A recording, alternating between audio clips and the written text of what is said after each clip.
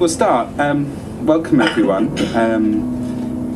This is the second of the Talking Shop talks that we run as part of IF 2012, and I'm very pleased to introduce two different artistic directors of two of the companies that we've got in the festival this year. So we've got Sam Butler from Fevered Sleep and Daryl Beaton here from Kazum.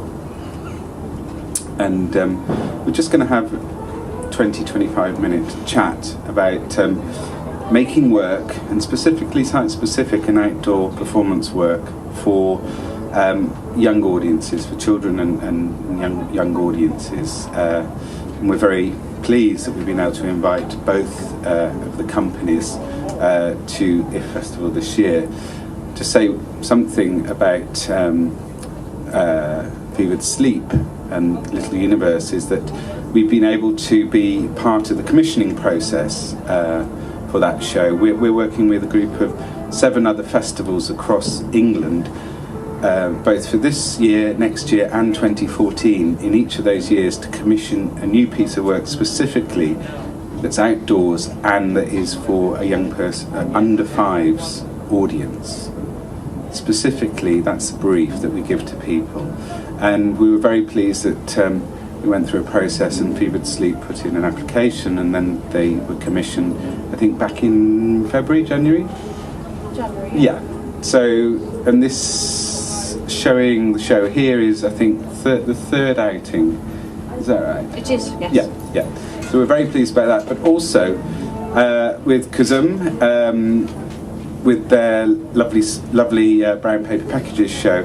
It's a show that Daryl and Daryl was here in 2010, not with his company, with Kazum, but he was here with the Grey Eye and Strange Fruit collaboration, which some people may have seen, which was the beautiful piece that we presented in the same place where you're doing your works this time. And since then, Daryl and I have had conversations about his company making work for the outdoors. So even though we've not commissioned that work, I feel that we've also been quite close to its evolution and supporting. So it's particularly nice to have both of them here for this talk. So without further ado, Sam, would you just give a bit of context about Fevered Sleep? Okay, so Fevered Sleep, we make work for adults and children, so we're not exclusively a company that makes work for children, which is quite unusual. There's more companies doing that now. But so we make theatre, performance, dance. We write books. We make films. We do installations. Very recently, we've done, over the last few years, we've made 3 new pieces for children, particularly aiming towards the younger age group, so 3 up to, I think our oldest is probably 8, so we work in that age group. And the work that we try to create, actually we were originally commissioned, or someone approached us and said, will you make the work that you make for adults, will you make some stuff for children that is the same? And the work that we make is, I suppose, very visual, quite beautiful. We're very interested in making something that has high production values. Very often we don't use language, words, conceptual, pretty abstract. And so actually we said, no, we won't, thank you very much, make work for children, we're not interested. And then they said please, and we said okay.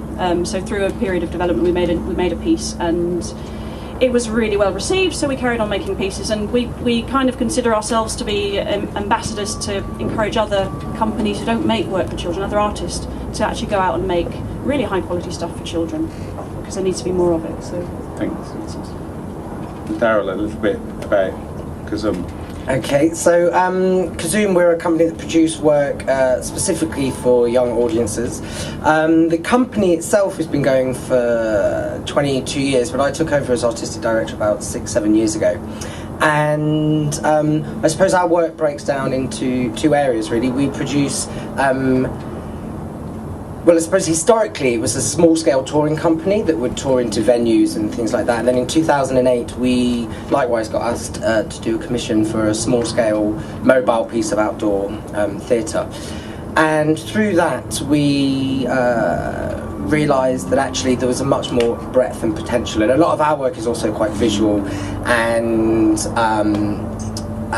we breaks down into two areas really. We do outdoor family shows, and then we do more sort of site-specific and slightly darker and more complicated shows for sort of teenage audiences. And as well as that, we do a lot of work. All of our work is created by the work that we actually do with young people. So young people are always a creative partner in all of our productions that we make through workshops and consultation periods. What else do we do? So yes, so we do site-specific children's work, and then we have a big education programme that feeds into that work. And I suppose when I joined the company was very well known for its work within, diversity. And when I joined, I realised all I did was just edge that out slightly to include disabled artists as well. So some shows have some disabled performers and some don't. But I suppose our approach to inclusivity and ensuring that, there is a language that can be understood by a myriad of the young people that we come in touch with really influences the way that we produce our work. Perhaps before we hone down on the outdoor thing,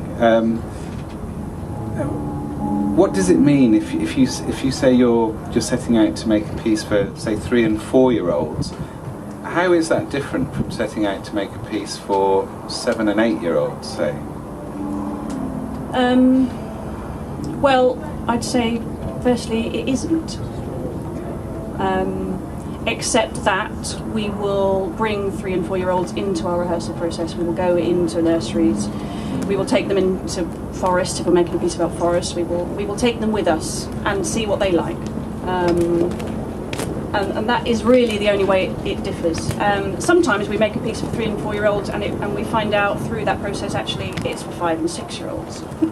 and we're very happy to say we got this wrong. We're going to just change the age range because it does. It depends who's enjoying it, who's engaged in it. We were very pleased because with this show that you've made here, at one point you were saying it's for 3 to 4 year olds, and then we got the email the day before we signed off the brochure. I think it might have been the day saying actually we say 3 to 5 and we could change it, so that's why in the brochure it says if you're 3 to 5 year old rather than if you're 3 to 4 year old. So it opened up a whole new group of people that could be the main audience. Well, it does, and it does sound funny and silly, but in a way I think it's really important to be specific.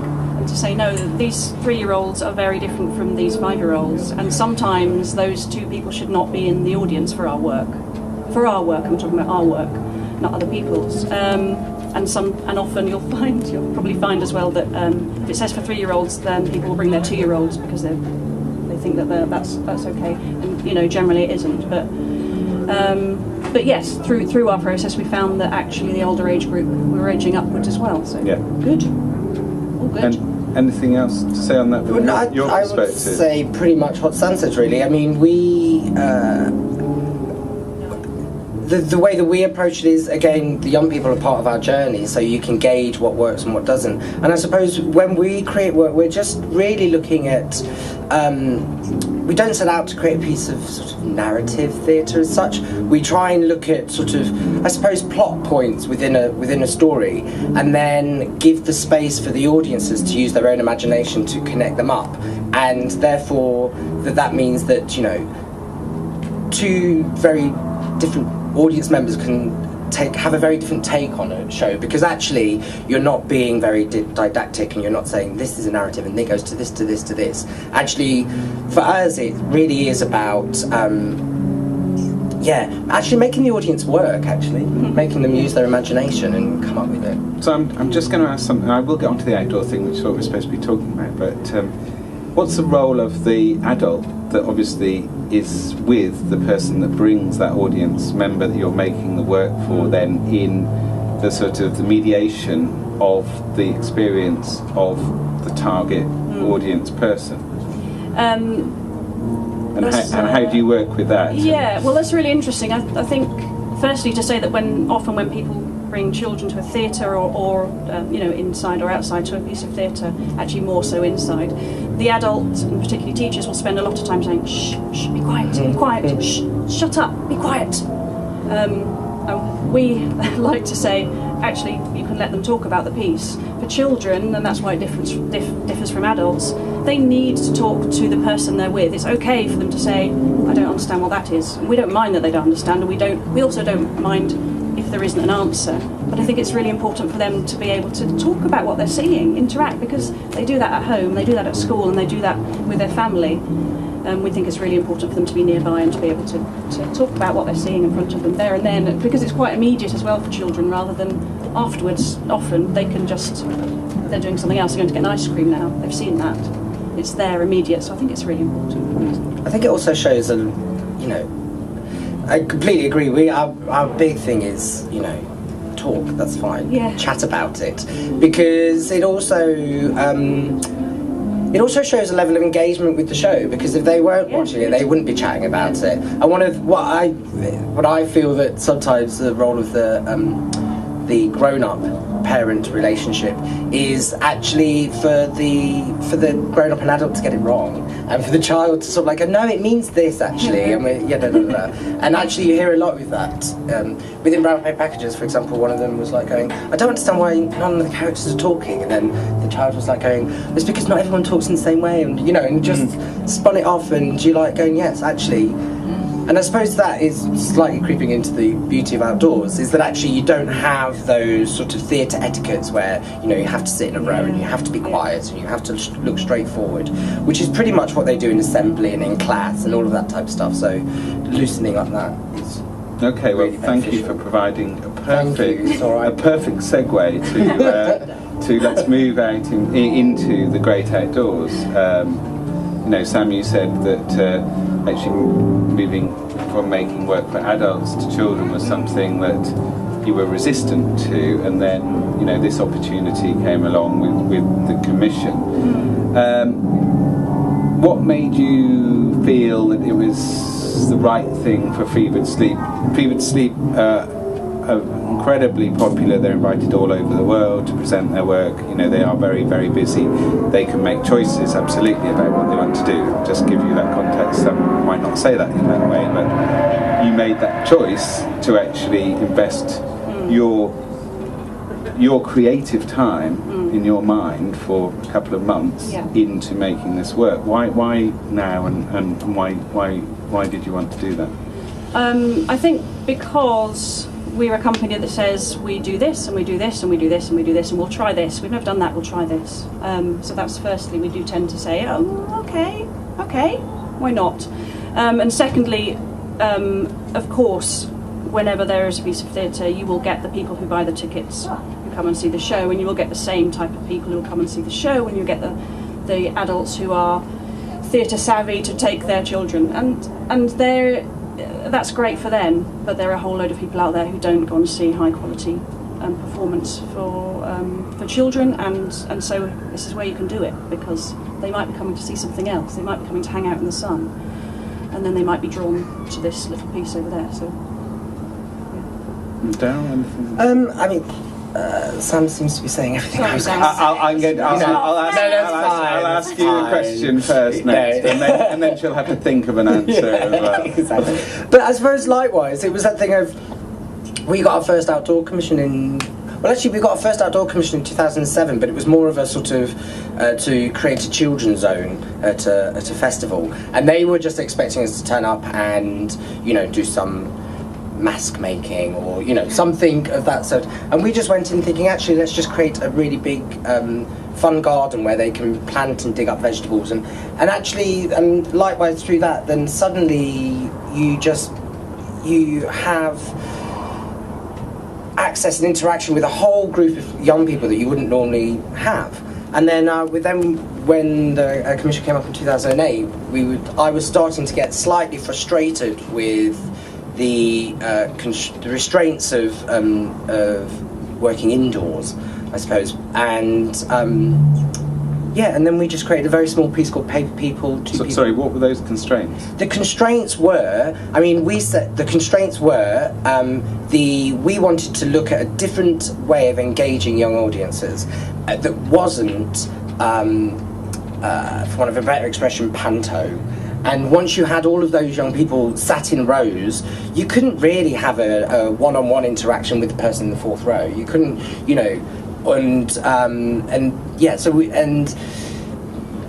it just felt really contained and actually was stopping the progress of the sort of work we wanted to create.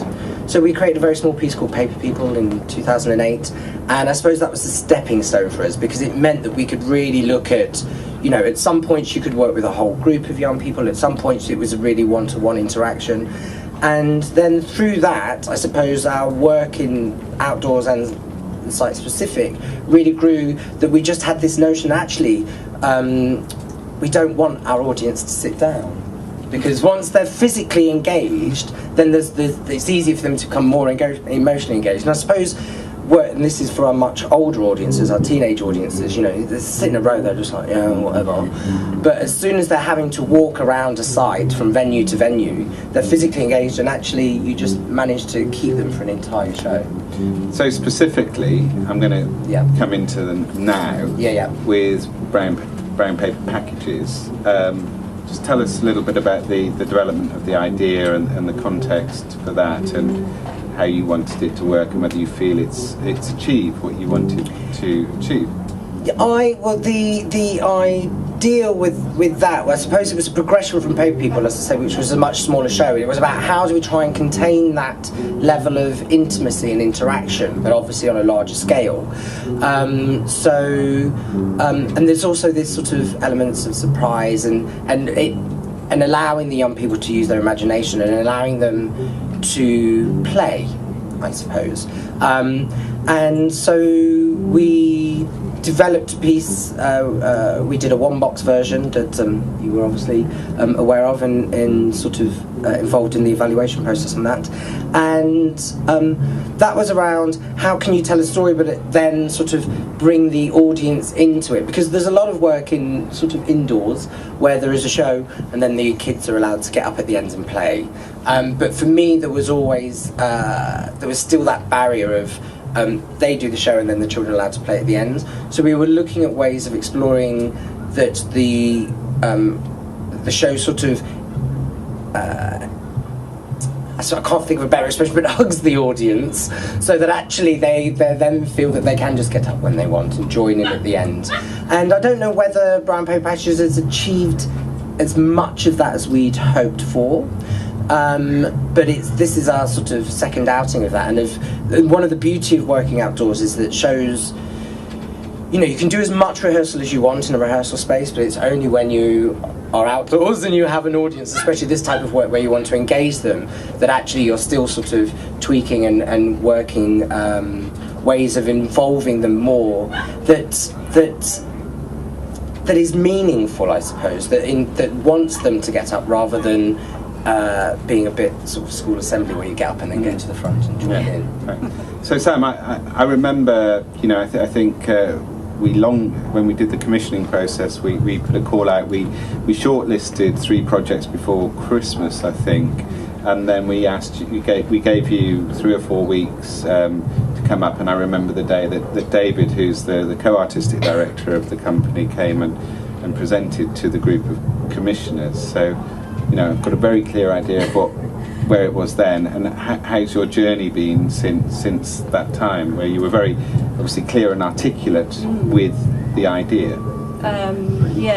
We've been on a very long journey, as Daryl says actually, that it is all very well making a piece inside a lovely rehearsal studio that works in that very space as well. It's interesting making theatre anyway in one space, because it will work in the space that you've made it in. Of course you have to be knowledgeable and open to where you will be going to, but it is completely different doing it outside. We have never ever done a piece outside, and for us this is really, really hard. Really, really, really hard. And so How hard? Really, really hard. But we're happy now. So we've been on a very long journey. just to put it into context, we're used to making very, very delicate, tiny pieces with a very a small audience, very close to the piece. We use a lot of lighting. We use lots of very beautiful visuals, and you can't do that outside. Gone. And it's what we do. So, we've been on a huge journey in order to still stay within our aesthetic to make something beautiful and delicate, but to put it outside where there's all this other noise, and people walk off, which is rude. No, but that's how it's different. So it is very different. We've been on a big journey. We've used a lot of children who've come to work with us. It's in the round, our piece, and we've done it specifically with this special thing where they can sit round, where they can become close. So it's still the way we work. They have to come close to the piece. If you come and see the piece, you'll notice that if you walk 2 steps away from the set, you really can't hear the sound, and that's been done on purpose. We want you to come in. We want you to be that close. We want you to be able to see the eyes of the performers. We want you to be able to really hear the music, the intricacies of the music. And we've learned a lot. I don't know if that answers the question, but I think it starts to answer the question.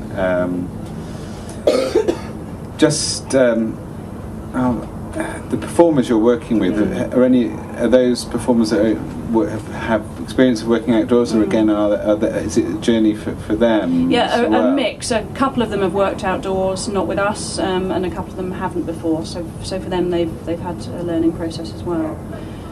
And have they just fed back to you how it is when they've got an audience and some of them walk away? Yes. And they have had to just get used to that. They still have to work hard to perform to the audience that they have there, and it's much harder to constantly have. We have a thing about eye contact, so most theatre companies do, but maintaining eye contact with their little audience and actually engaging with them, it's a two-way process. They have to work harder. And the ones who are right here at the front, looking at them like that, that's their audience, and they have to keep giving to them, and they have to keep giving to the row who are three people behind as well. So it is a much bigger. It just goes out further, and it's harder work. It's more tiring. We're only doing 2 shows a day here. They're exhausted. It's only a 20-minute piece. Yeah. But it's hard work. Yeah. And Daryl, for you, I saw the piece.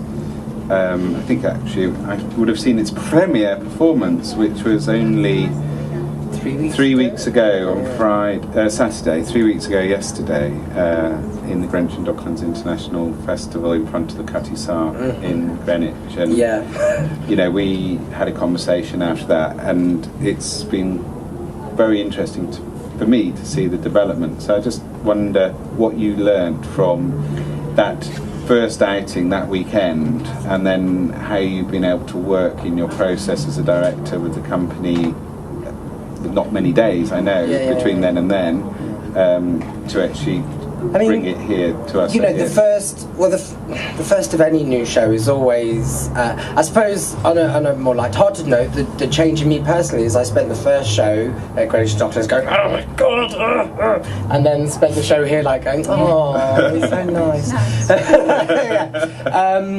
But I think, there's. And I think it's interesting, that thing about performers, because if your performers haven't worked outdoors before, you can prep them as much as you like, and they'll go, really? Oh, no. And then as soon as they're there, and they are surrounded, they don't have walls around them and stuff, they do become slightly sort of rabbits in headlights. But for us, it's very much around, for the last couple of weeks process, was just seeing and interesting, at what point do the audience get up and move away? What is the trigger? Where have they lost engagement or connection with it? And then looking at those, and then how can we make it more sort of interesting? I mean, we had a discussion about predictability, and that's when you've got 3 of something. So we have 3 boxes, of course. By the time you get to the 3rd, there is a sort of level of predictability. And how can you keep the audience on their toes, I suppose, is one of the things that we really focused on over the last couple of weeks, in the couple of days that we had.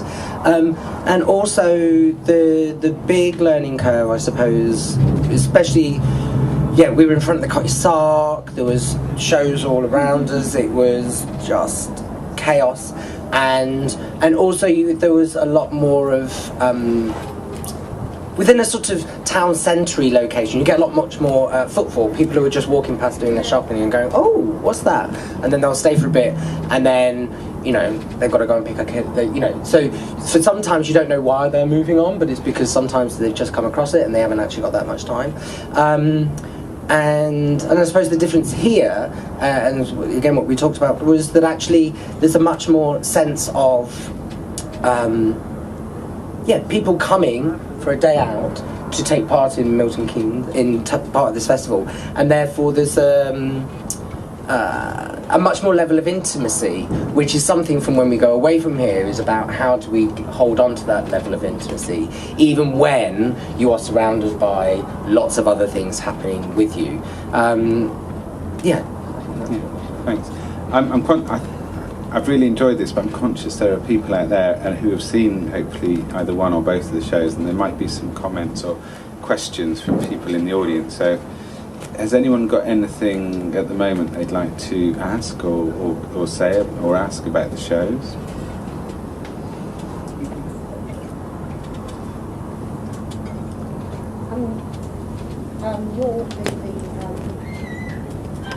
The one about the galaxy. You said that you wanted the people coming as close as possible, and that if you moved away a couple of feet, you then didn't get the same sound. We saw that this morning, and we were more than a couple of feet away, so obviously we missed that aspect of it. Aren't you then cutting off, if you had a huge audience, you then only got the impact of what you intended happening for the people right in the very front? Well, yeah, and actually I wouldn't apologise for that. I think that it's to do with the way it's programmed, and particularly programmed really well here because it happens all by itself, and people are coming to see that show, and there's no other distractions. Thank you. And in terms of ushering, we're working. Another thing we've learned is working to get the ushers to say you need to move nearer. The experience happens nearer to the piece. As a company, I don't want to make the sort of show where we are shouting at audiences and trying to get their engagement. Because I think for little tiny ones, it's really important that we're speaking to these little ones who are really close. They need to be close to the action because then they are involved in it. And yes, you can experience it on the periphery. It will just be different. Thanks. Very lovely question. Another question. I'm wondering, because this is outdoors and site specific, I'm wondering how subject matter of the piece, especially since it's a new commission, how the outdoors might affect that, how the subject might affect the outdoors, and sort of what that connection is. I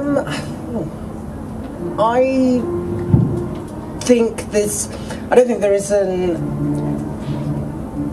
there isn't a subject you can't tackle. I think it's a way, again, it's about how you communicate that. And I think the difference with creating work outdoors is that you use different tools of communication.